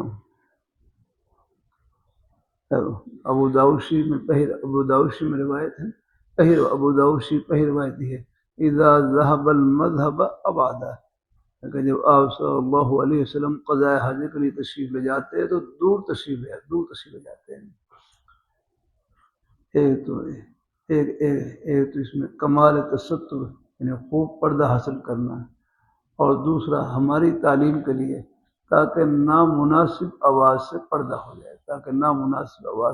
جائے، دور تشریف لے جاتے ہیں۔ یہ ہمیں تعلیم دی کہ پیٹ کی حالت ایک جیسے نہیں ہوتی تاکہ نامناسب آواز سے پردہ ہو جائے، لیکن پیٹ کی حالت دیکھو غیر اختیاری ہوتی ہے نا، بعض دفعہ پیٹ نرم ہوتا ہے۔ آداب میں سے یہی ہے۔ میں مدرسہ سولتیہ مکہ مکرمہ میں تھا، وہاں دارالعلوم دیوبند کے شیخ الحدیث جلد ثانی بخاری شریف جلد ثانی حضرت مولانا عبدالحق اعظمی رحمہ اللہ تعالی، شاید مولانا جلد اول تو پہلے حضرت مولانا نصیر الدین خان صاحب رحمہ اللہ تعالی پڑھاتے ہیں، پھر لیکن جلد ثانی حضرت مولانا عبدالحق اعظمی رحمہ اللہ تعالیٰ یہ پڑھا تھا بخاری شریف جلد ثانی ان کے پاس تھی. تو بہرحال میں اور بھی کچھ واقعات ہیں، چلو یہ سنا دیتا ہوں. یہ جو ہمیں رکن قضاء حاجت کے لیے مدرسہ سولتے میں تھا، مدرسہ سولتے میں کو بیت الخلاء کے ہر قضاء حاجت کے لیے جا رہے، بیت الخلاء کی طرف جا رہے. تو مجھے ڈانٹ کر میں یہاں ٹھہرو دور ہی میں یہاں ٹھہرو دور، بیت الخلاء سے دور ہی کھڑا کر دیا یہاں ٹھہرو. یہ دم ہے، اس لیے کہتے ہیں کہ اپنے بزرگ حضرات ہوں، یعنی ان کے بالکل دروازے کے اوپر کھڑے رہیں اللہ تعالیٰ. یہ آداب میں سے چلو اپنے ہے. میں وہاں پر تھا، وہاں ہم شہزادپور میں تھا. شہزادپور میں ہمارے شوف حدیث صاحب، مولانا سلیم صاحب دام مقات اللہ علیہ اللہ جزائے خیر نصیب بڑے حضرات. مجھے کچھ حاجت کی ضرورت تھی، اس لیے کے لیے جانا تھا. تو پہلے خود اگر آپ کو خلوت کی ضرورت ہو تو میں باہر چلا جاتا. تو پھر میں نے خود ہی حضاب ٹھہرے کرم فرمائے. تو بعض فقط پیڑ کی حالت ایسی ہوتی ہے کوئی اصلی ہے. اب یہاں چونکہ بیت الخلاء ہوتے ہیں، قریب ہوتے ہیں، اگر یا رائے اجتماع میں بھی ایسے وہاں بیت الخلاء قریب ہے.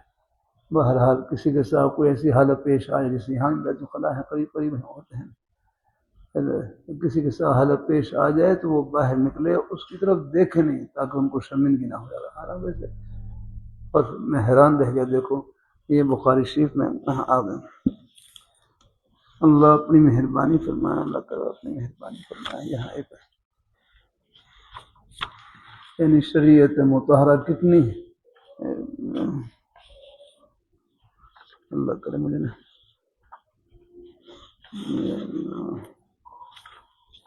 اللہ کرے مل جائے ایسے نا اگر آپ کو.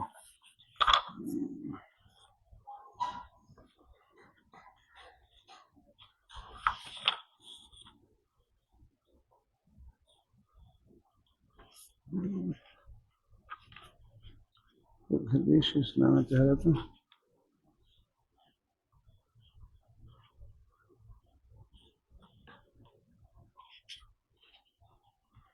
یا اللہ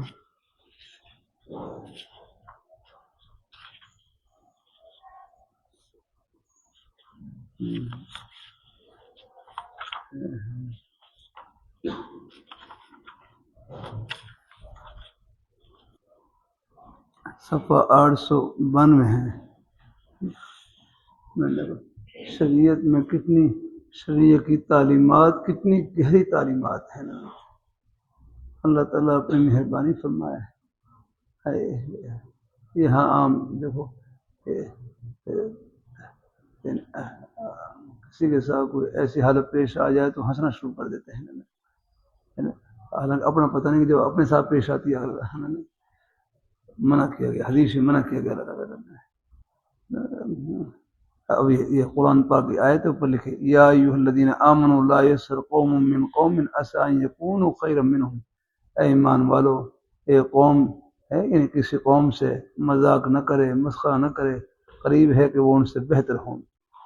یہاں پر پھر آگے کہ نہ نبی سبحان اللہ میں حیران رہے کیسی گہری کتنی پیاری تعلیمات ہیں. شریعت مطہرہ اللہ تعالیٰ کی رحمت کی چھتری کا نام ہے.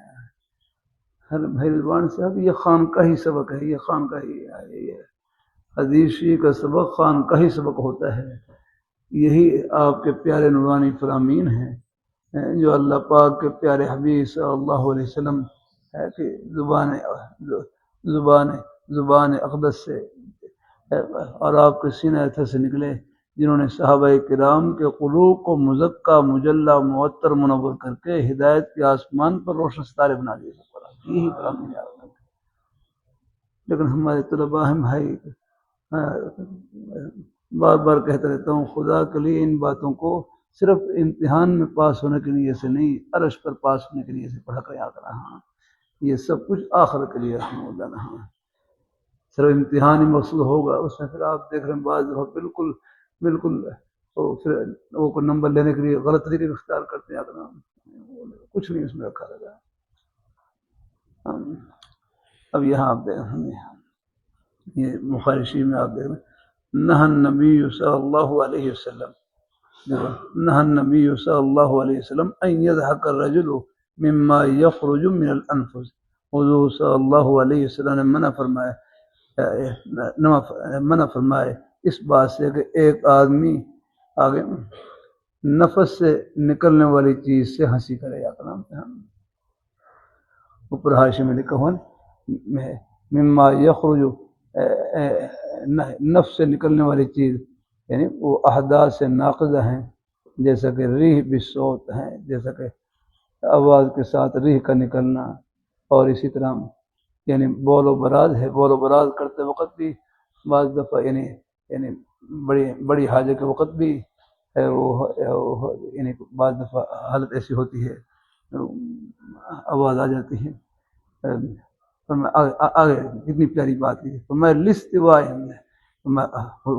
آپ صلی اللہ علیہ وسلم منع فرمایا کہ کوئی نفس سے نکلنے والی چیز کی وجہ سے ہنسی کرنے سے منع فرمایا گیا ہے۔ وجہ کیا لکھی آگے لکھی لستوا الناس فیہما، یہاں یہ والمناسبت میں ہم یہ لکھا نا ایسے کوئی اسی طرح من المخاط، اسی طرح کوئی ناک سنک رہا ہے، ناک سنک وہ حاجت ہے ضرورت، اس کی وجہ سے بھی تبھی حالت ہے ہم فرمایا لاستواء الناس فیہا، فرمایا اس میں تو سب لوگ برابر ہیں کسی کا بھی پیٹ نرم ہو جائے اس کے ساتھ ہی حالت پیش آ سکتی ہے، اس میں تو سب لوگ برابر ہیں۔ کتنی آیت فرمایا کیف یضحک الناس مما یفعلہ، فرمایا جو حالت اپنے ساتھ پیش آنے والی ہے اس پر آپ کیسے ہنستے ہیں، اپنی حالت بھی دیکھیں کرتے ہیں۔ اللہ تعالیٰ اپنی مہربانی فرمائے، یہ آداب ہے شریعت مطہرہ بتلا سکتی ہے اللہ تعالیٰ قدم قدم پر رہنمائی عطا فرمائے، اللہ اپنی مہربانی فرمائے، اللہ اپنی مہربانی فرمائے۔ کمال تستر کو حضور صلی اللہ علیہ وسلم پہلا آدم آخری آدم بلائے اذا بھائی سو گئے اللہ تعالیٰ اللہ اپنی اذا ذهب المذهب ابعد جب نیند کا علاج بھی آیا ہے، نیند کا علاج بھی آیا ہے، عمل کریں گے نیند کے علاج پر، میں نے بتلایا تھا پہلے آپ کو نہیں بتلایا، پھر چلو بتلایا تھا، چلو آپ کی نیند کی برکت سے بتلا رہا ہوں لیکن اس پر عمل بھی کرنا۔ اب ابو داؤد شریف میں حدیث شریف، ابو داؤد شریف میں گزری حدیث شریف جمعہ کے ابواب میں اذا نعس احدكم وهو في المسجد فليتحول من مجلسه ذلك الى غيره، اذا نعس احدكم وهو في المسجد، جب آدمی کو اونگ آئے فلیتحول من مجلسه، اور وہ مسجد میں ہو، یہ مسجد کی قید اتفاقی ہے، یعنی اس وقت اتفاق ایسا پیش آیا تھا تو وہ صحابی مسجد میں تھے اور آپ نے ارشاد فرمایا اونگ آ رہی تھی۔ یہ قید احترازی نہیں ہے کہ مسجد سے باہر ہو تو یہ حکم نہیں، مسجد سے باہر بھی اگر نیند آ جائے تو وہاں پر بھی آگے اس حکم پر عمل کیا جائے گا۔ اذا نعس احدكم وهو في المسجد، جب تم میں سے کسی ایک کو اونگ آئے فلیتحول من مجلسه ذلك الى غیره، بس چاہیے کہ وہ اٹھ جائے، اپنی مجلس سے اٹھ جائے فلیتحول من مجلسه الى غیره، اپنی مجلس سے اٹھ کر دوسری جگہ تک چلا جائے گا۔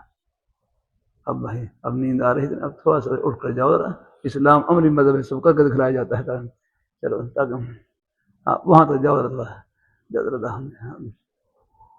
چلو ٹھیک، اب پھر اب ٹھہرو وہاں، اب ایک منٹ ٹھہرو، اب یہاں وہاں حاشی میں لکھا ہوا بین سو سواء رجع الیہ ام لا، برابر ہے کہ واپس اپنی جگہ کی طرف لوٹے یا نہ لوٹے، کرنا چلو اب لوٹ آؤ ذرا، چلو ہم دوسرے ہوں کہ سواء رجع الیہ ام لا، چلو لوٹنے پر عمل کر لیتے، پہلے پر وہاں ہی بیٹھ سکتے لیکن چلو اس پر عمل کرنے آپ کے اب دیکھو یہ طلباء کی نیند میں برکت ہے. اگر آپ کو نیند نہ آتی تو میں حدیث کیسے بیان کرتا الحمدللہ.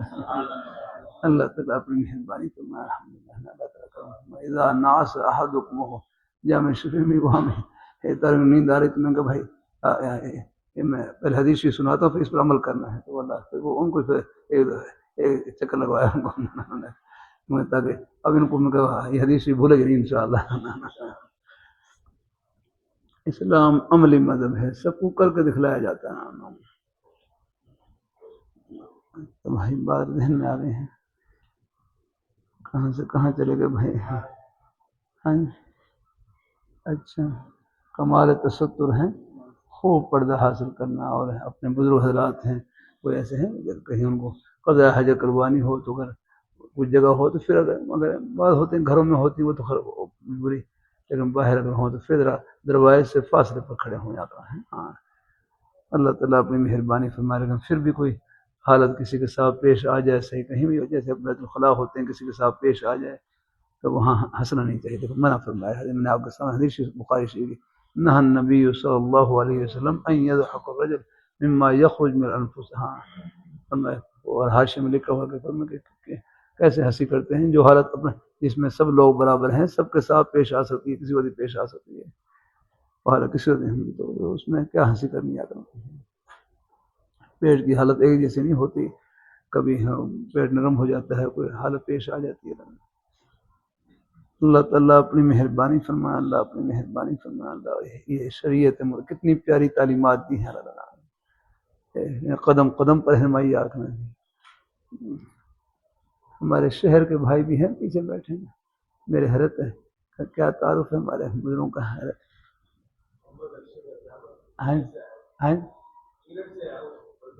اچھا برمنگم سے, ماشاء اللہ. اللہ خوش رکھے, اللہ خوش رکھے. بڑی عنایت, اپنے بزرگوں کی محبتیں اللہ خوشیوں سے بھر دے. اللہ پاک کی ذات آپ کے روزی کے بہانے بھی جنت کے بہانے ہیں. سبحان اللہ, آپ دنیا دار نہیں انشاءاللہ دین دار. الحمدللہ. وہ تو ہے لاہوری رحمۃ اللہ علیہ, کتنا پیارا جملہ ہے. فرمانے لگے جس طرح نماز پڑھنا عبادت, روزہ رکھنا عبادت, اپنے بچوں کے لیے حق حلال کی روزی کمانا یہ بھی عبادت. اللہ نے ہر جگہ اپنی خوشی کے بہانے پھیلا رکھے. الحمدللہ. اللہ تعالیٰ اپنی مہربانی فرمائے ہے. میرا بھی جانا ہوا ہے, 2 دفعہ برمنگم بھی حاضری ہوئی, ایک دفعہ اللہ تعالیٰ کا وہاں بھی ہمیں دیکھا الحمدللہ. اللہ کا شکر ہے. وہاں لندن میں بھی وہاں نمازیوں سے مسجدیں بھری ہوتی ہے الحمدللہ. اب دیکھو اس ماحول میں رہ رہے ہیں لیکن ماحول کا کوئی اثر نہیں ہے. اللہ تعالیٰ اپنی مہربانی فرمائے, اپنے بارگاہ میں قبول فرمائے. بس اپنے بزرگوں کا نیک سایہ جہاں بھی ہو, اور انشاءاللہ ان کی دعائیں اللہ پاک کرم فرمائے ہیں, اللہ مہربانی فرمائے ہیں. ہمارے حضرت مولانا یوسف جہاں شیخ رحمۃ اللہ علیہ برطانیہ میں تشریف لے گئے, ان سے پوچھا حضرت یہاں پر بڑے فتنے ہیں, ہم کس طرح بچیں؟ حضرت نے 2 جملے ارشاد فرمائے. ایک تو یہ فرمایا کہ اپنے بزرگوں میں سے اپنے آپ کو کسی نہ کسی بزرگ کے سائے میں رکھیں, انہیں اپنے بزرگوں سے تعلق قائم رکھیں. حضرت حاجی امداد اللہ مہاجر مکی رحمۃ اللہ فرمانے لگے اپنے بزرگوں سے تعلق کا سب سے بڑا فائدہ یہ ہے اللہ خاتمہ ایمان پر فرمائے گا. ہاں یہ خاتمہ ایمان پر ہے. اور دوسرا یہ فرمایا وہاں کے ماحول کے اعتبار سے کہ کبھی کبھی تبلیغ جماعت میں وقت لگا دیا کرو. جماعت کے کام کی بھی بڑی برکت ہے الحمدللہ. تھوڑا بہت کچھ ہو جاتا ہے اختلاف رائے, لیکن بس ہم چھوٹوں کے لیے ہے کسی کے ادب و احترام میں کوئی فرق نہ آنے پائے. بس آپ جو اپنے ہمارے پرانے جو بزرگوں نے معمولات بتلا رکھے ہیں نیک, بس ان میں لگے رہیں انشاءاللہ. کسی غیبت نہ کریں جو ہے, اور اپنی زبان کی حفاظت, یہ سب چیزیں جو 6 نمبروں کے اندر ہی رہیں تو انشاءاللہ کوئی مسئلہ نہیں الحمدللہ. اللہ تعالیٰ اپنی بارگاہ میں قبول فرمائے. اللہ تعالیٰ سب کو اللہ خوشیوں سے بھر دے اور برکتوں سے بھر دے. آمین. خوش ہوئی گیا انشاءاللہ. ایک لفظ ہی مل جائے فائدے سے خالی نہیں آ. چلو اب آپ کی جمعرات چلو